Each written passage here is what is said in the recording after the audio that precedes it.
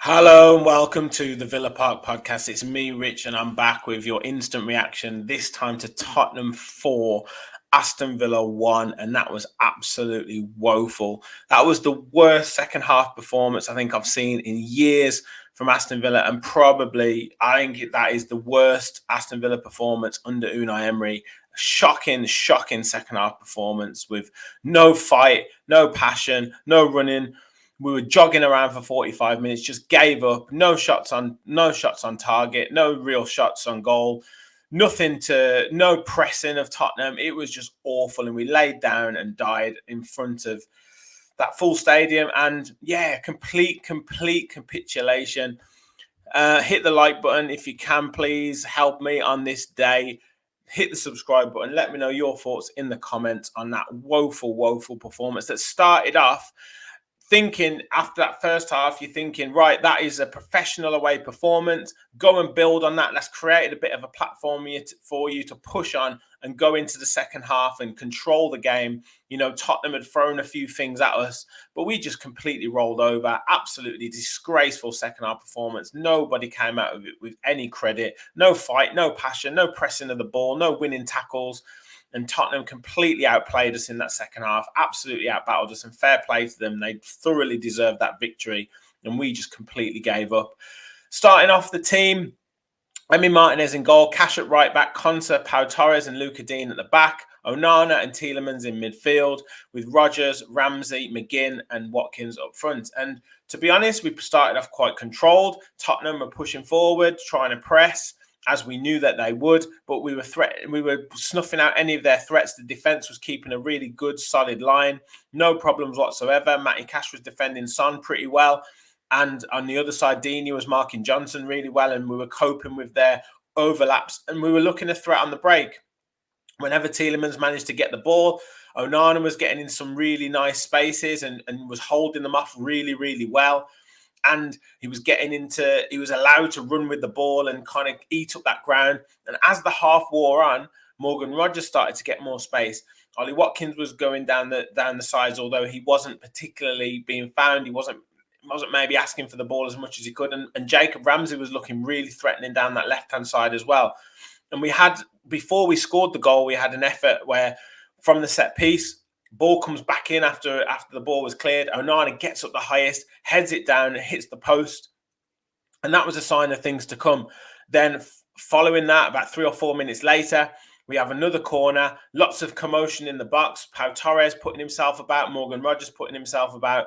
And the ball comes in, great ball in from Luca Dean, flicks off Pedro Porro's head, hits another Tottenham player, hits the goalkeeper, bounces to Morgan Rodgers, who just has to put it in from about a yard out. And we're 1-0 up. And it's been, like I said, that perfect away performance.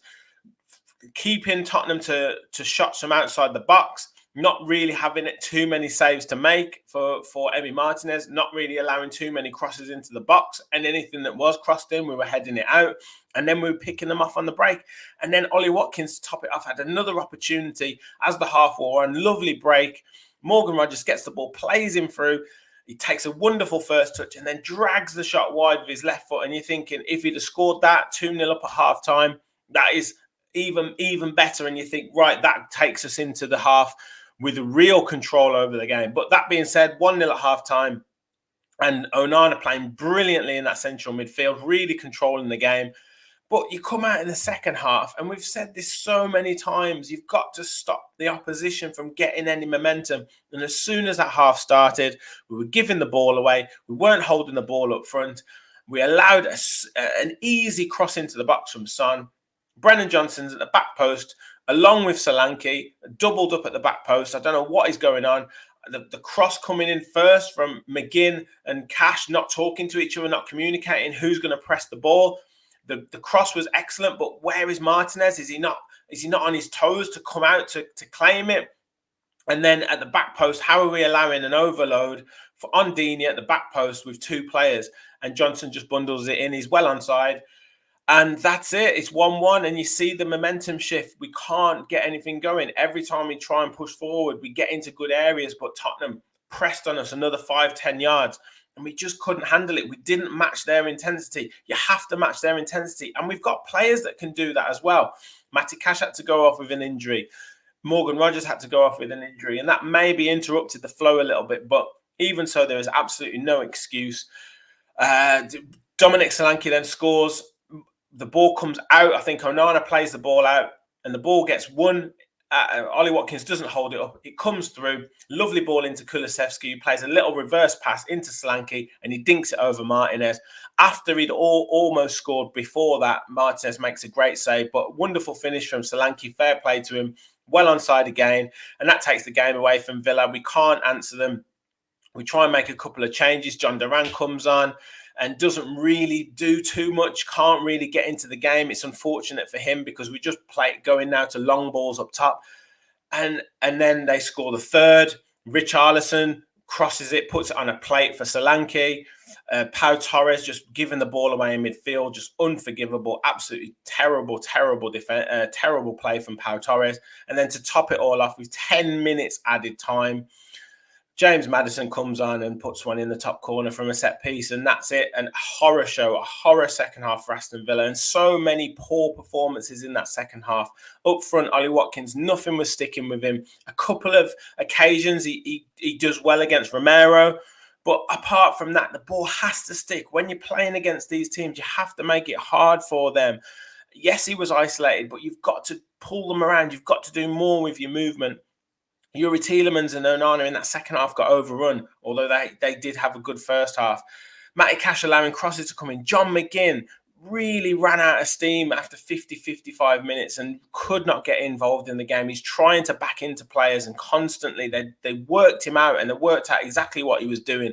And something needs to change with that right-hand side, because whether it's Bailey playing there, whether it's John McGinn playing there in front of Matty Cash or in front of Ezri Konsa, we're constantly getting targeted down that side, and it's really causing us serious issues.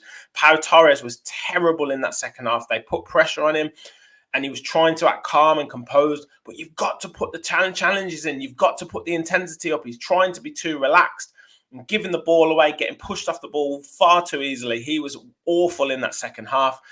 And as I say, it's lacking real character.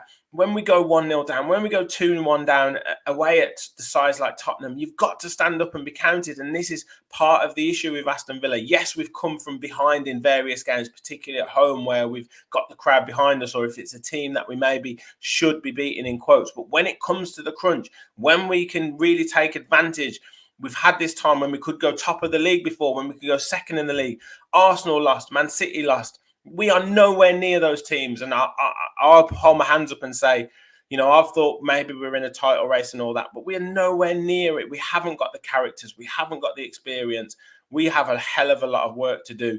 And we've got to really roll our sleeves up now and get that result next week against Liverpool, because we will be dropping down to 6th, 7th, 8th or 9th moving forward. And yes, I know Unai Emery said our expectations, but he will have high expectations on the players. That's what he's saying to the press, and that's what he's saying to the public. But inside, he will be absolutely seething. And look, some of the changes that he made today weren't good. He looked a little bit kind of lost with what to do. And because Tottenham pressed us, because they put pressure on us, we couldn't figure out a way of getting out of it. We were trying to play it across the back. Sometimes you've got to go long. Sometimes you've got to just force a mistake. You've got to win second balls. You've got to win third balls. You've got to win headers. And we just weren't doing it. We were jogging about. It was an absolute disgrace of a second half performance. I'm sorry to say, it was absolutely disgusting. And we need to sort ourselves out. I can't really say much more than that. Maybe a couple of players came out with a little bit of credit. I thought Dini was pretty good on that left-hand side. I thought Ramsey was good running with the ball, but he faded out of the game as the second half wore on and we couldn't get him the ball. But I certainly think first half there was a lot of positives from from Jacob Ramsey. The subs didn't make an impact, couldn't really get anything. And going to that 4-4-2 after Tottenham had absolutely dominated us for the first 15 minutes of that second half was just going to make it worse. And we were just totally overrun, totally overstretched. What was meant to be an attacking substitution didn't turn into an attacking substitution. We probably needed more feet, more bodies in midfield, a more strengthening option in midfield to help us keep hold of the ball rather than just allowing us to give it away. Absolute horror show. I don't think we even had a shot in that second half. It was just terrible, terrible, terrible. And we need to really fix up before the game against Bruges in midweek. We've obviously got a couple of injuries. Matty Cash injured. Ross Barkley's already injured. Maybe Morgan Rogers could be injured, although he didn't seem to look injured when he come off. He wasn't happy about coming off. So maybe that's a good sign. But we really need to fix up in that game. And then on to Liverpool on Saturday, which does not get any easier. They are absolutely flying. And we need some characters, strong characters to stand up and get a result next week. That's me signing out. Let me know your thoughts in the comments.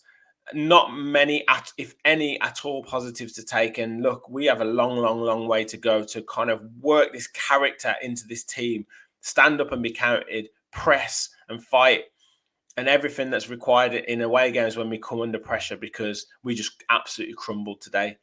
Hit that subscribe button, hit the like button. As I say, let me know your thoughts in the comments. I'll be back later on, possibly today, possibly tomorrow, for our full match reaction. Also got Bruges preview, talking tactics will be interesting with Gareth if he's back for that. So make sure you stay tuned to the channel. Thank you for watching. And as always, remember, win, lose or draw, we always follow the Villa.